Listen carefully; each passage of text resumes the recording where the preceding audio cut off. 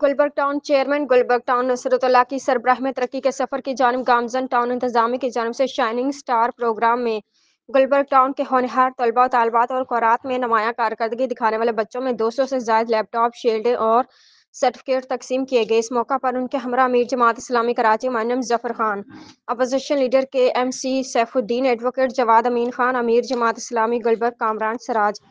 साबका टाउन नाजिम फारूक नेमतुल्लाह बाबर खान, साबका secretary Karachi press club Shoaib Ahmed Khan,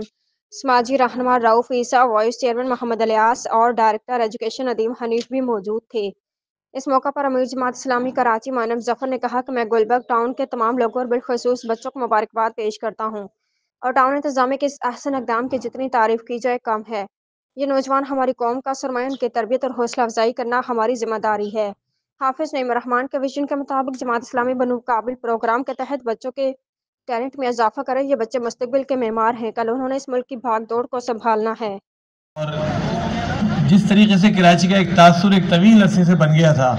उसको जिस तरह आज धोने की कोशिश की गई है, तो इस पर भी बड़ी बड़ी मुबारकबाद नुसरतुल्लाह साहब को। तालीम किसी भी मुल्क का एक बुनियादी फैक्टर होती है उसको आगे बढ़ाने के लिए,